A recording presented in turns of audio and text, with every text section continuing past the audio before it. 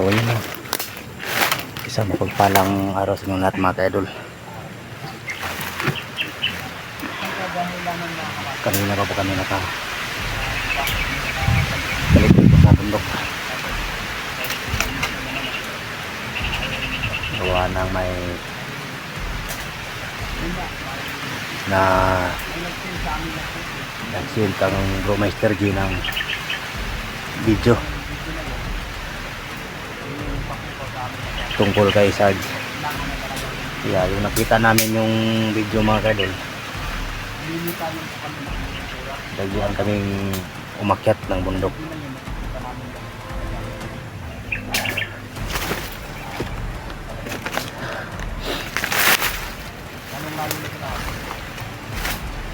Kasi nung nakita namin yung video mga kadol,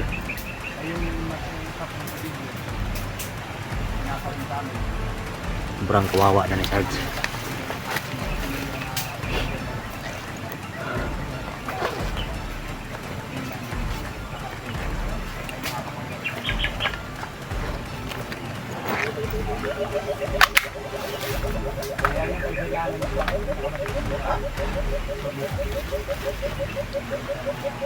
Ito mga kaidol, hindi na nga kami napagdala ng mga babaon namin gawa ng pagmamadali namin at kapag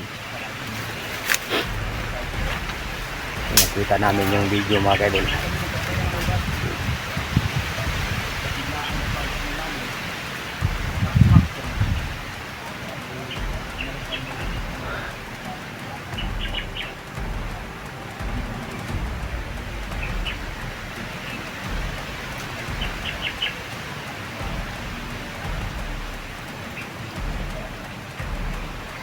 ito yung pala mga kaidol ang video mga kaidol. Tingnan nyo mga kaidol ang video mga kaidol.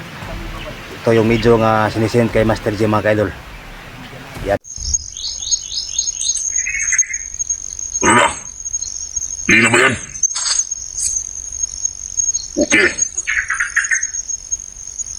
Magandang umaga, mga hunters. Hindi mo na ako magpakilala kung sino ako. Hindi nyo malalaman kung saan si Sarge ngayon. Darating din ang araw na makikita nyo kung saan namin nilagay si Sarge. Hindi nyo ako nakikilala dahil ngayon lang ako nakikita. Hindi ko kayo mapapatawad sa ginawa nyo sa aming pinuno. Das pinunong Diablo. Mga hunters, wala ba kayong clue kung saan yung matalik nyong kaibigan na yung tinatawag ay Sarge?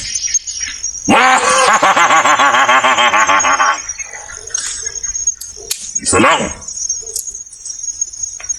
ang gusto kong gawin ninyo.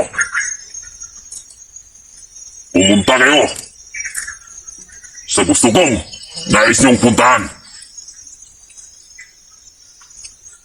Ang mundo ng Calavera. Gusto ko lang malaman yung mga hunters. Isa lang ang hihingin ko sa inyo. Kapalit ng pinakamamahal niyong kapatid na si Sarge. Ikaw, Master J, misteryosong tao. At higit sa lahat, Dilobyo at Maxom. Wala kayong pinag-iba. Nasali na kayo sa listahan ko ngayon. Gusto niyo bang malaman kung si Sarge ano nang nangyari? Huwag kayong mag-alala. Hindi niyo pa ako nakikita sa ginawa niyo sa pinuno namin. May nakalaan na sa inyo Lalong-lalo ka na. Master J, kayong tatlo, ni Misteryoso at ni Maxdom. Sana mabutan niyo pa si Sarge sa buhay.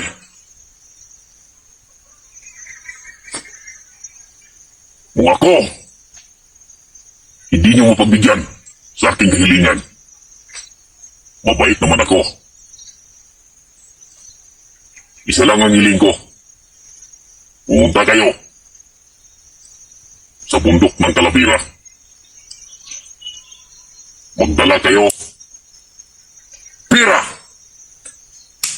bigas, sular,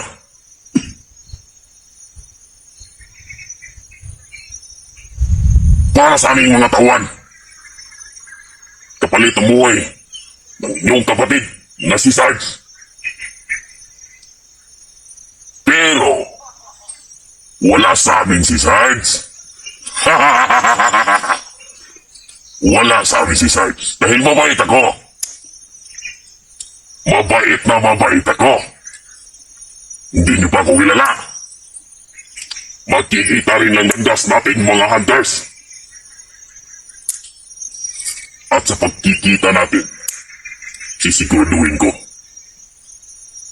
Isa sa inyo ang ibabaon kong buhay.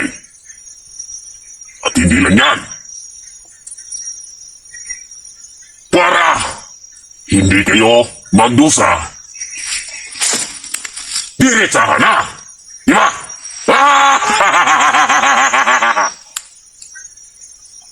Lalong-lalo ka nga. Dilupyo. Hindi mo pa nakukuha yung asawa mo. Huwag mo akong galitin, Dilupyo. Minsan ko lang sinabi sa'yo, pag ikaw ay nakapasok sa kuta namin, nabili ko na yung kaluluwa mo. Sa ginawa mo sa aming pagtraidor ngayon, sa ating kapatiran dati, nilagay mo ang buhay sa iyong kamatayan. Kaya Dilupyo, mag-isip-isip ka. Baka gusto mong bumalik. Di ba? Hindi lahat ng mga mabubuti ay mananalo sa mga masasama. Alam kong sa live na to, makakarating to sa inyo. Hindi nyo pa ako kilala. Wala pa kayong naririnig sa akin. Hindi sana ako magpapakita kung hindi nyo ginawa ang pagpatay o pagwaslang sa aming pinuno. Si Sarge, wala kaming alam. Hindi pwedeng malaman nyo kung saan yung kaibigan nyo na si Sarge. Wah! Wala na daw naman ibutang ni Sarge. Bakit nyo dinala si Sarge dito? Ibalik nyo yun! Ibalik nyo si Sarge! Uy! Putang ina! Nakita na tuloy ng video natin. Nasabi ko naman na wala si Sarge dito. Putang ina mga tauhan to. Di na lang talaga si Sarge. Alam mo naman ang video ako. Nagla-live ako. Di ko natuloy. May itago sa mga hunters na nandito si Sarge sa atin.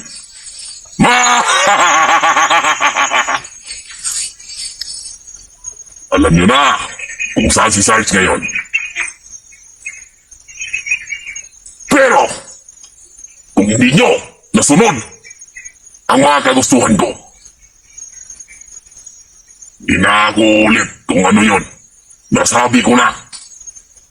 Kailangan nyo madala sa akin sa loob ng 24 oras. Doon sa bukid Talavera. Kailangan sundin nyo. Dahil kung hindi, mga pamilya ni Sarge, alam ko kung saan sila ngayon. Isang kahilingan, mga hunters. Isang kahilingan na dapat niyong sundin. Kung kayo ang masusunod, buti pang patayin ko na lang si Sarge.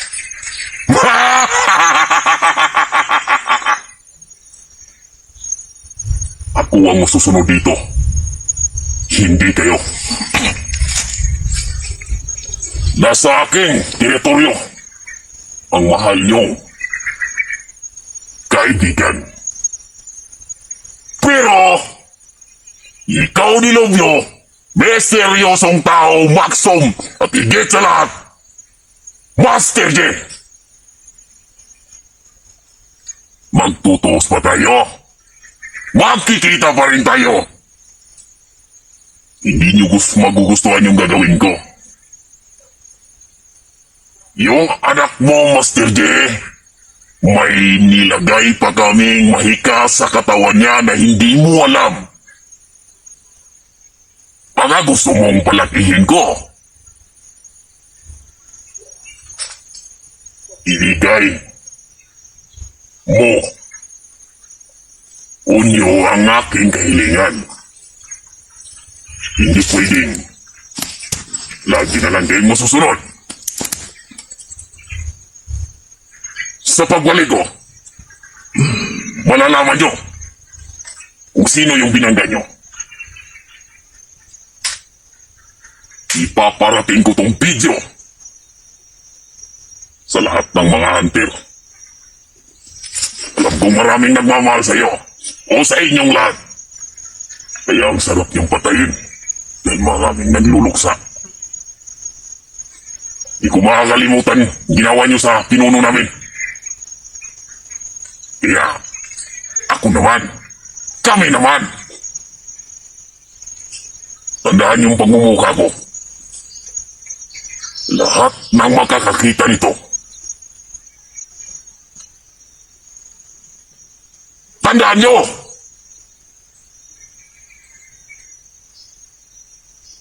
Hindi nyo alam kung anong kakayanan ko. Sana, masunod nyo ang lahat ng hinihiling ko. 24 oras. Dahil kung hindi, alam nyo na. Alam nyo na ang mangyayari sa kapatid nyong, si Sarge. May alas pa akong isa.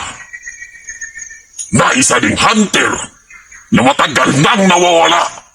Pero, nasa akin ngayon. Nasa ilalim ng kapangyarihan ko. Huwag kayong mag-alala. Malalaman nyo rin kung sino yan. Ipapakita ko lahat ng aking nasasakupan. Kabilang na dun ang isang hunter na hindi nyo kilala. Bukod kay Sarge na ngayon nandito sa akin. Kapag hindi nyo nabigay, hindi lang ang mga hunters yung babalikan ko. Lalong-lalo na yung mga pamilya nyo. Dahil alam ko, ang mga bahay ninyo. Lalong-lalo ka na, Master J. Kahit nandun pa si Patang Birdugo, at bago mo nakuha yung anak, may nilagay kami doon. Eh, yun lang. Yun lang ang masasabi ko sa iyo. Sa inyong lahat. Sana may bigyan yung kahilingan ko. 24 oras. Sana magkikita-kita tayo doon. Sa bundok ng Calavera. Lahat ng hinihingi ko dalhin nyo. Dahil pag hindi, yung tinatawag niyong kaibigan na o kapatid na si Sarge,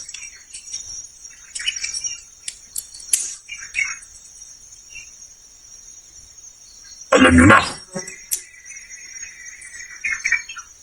So, maalam. Magkikita rin tayo.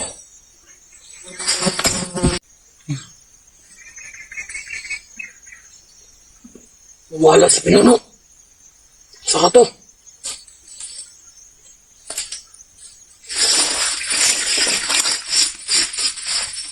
Kaya yun ang dahilan kung bakit kami umakyat agad sa bundok. Kahit na wala kami madala na pagkain na mababaon. Yun ang dahilan mga kaidol na agad-agad kami na pumunta dito sa bundok at kasama pa rin namin ni Master J si Dilubyo. Bro Dilubyo yung kaming tatlo po mga kaidol. Yan po si Master G at si Bro Dilubyo mga kaidol.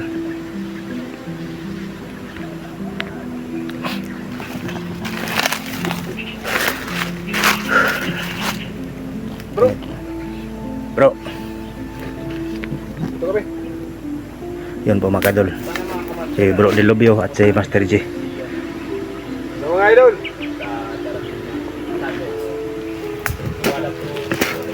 Kaya po tatlo ang napunta sa bundok.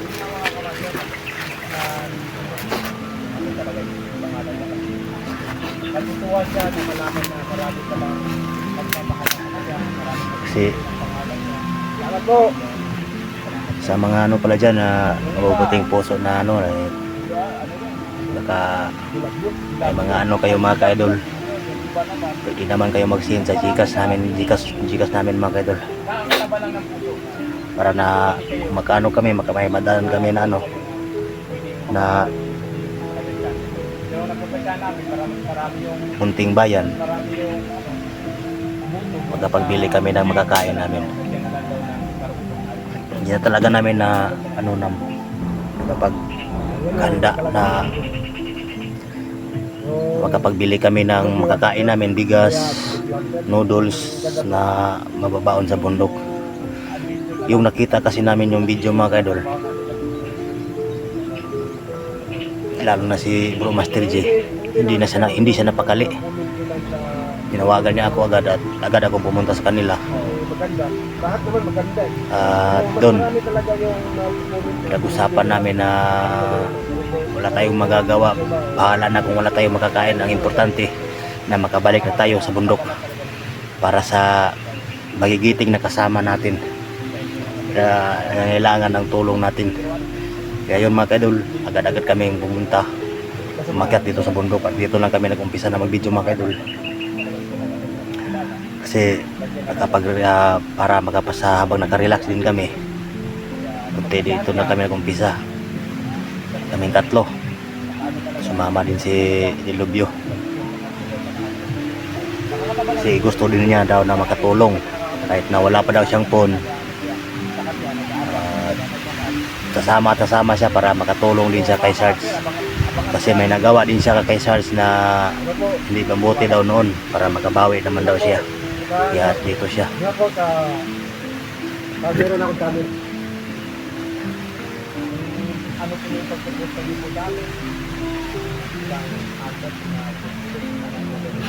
Yun, ulitin po mga kaidol na kung sino yung may mabuting puso dyan na ano, pwede kayo mag-send to Gcash namin para may kami, may pangbili kami ng makakain kung makandaan kami ng bayan, na munting bayan na may nagtitinda doon ano, kapag bili kami ng makakain ano. Sa ngayon mag-taste muna kami, maghanap muna kami ng kahit anong makakain namin dito kung mayroon man.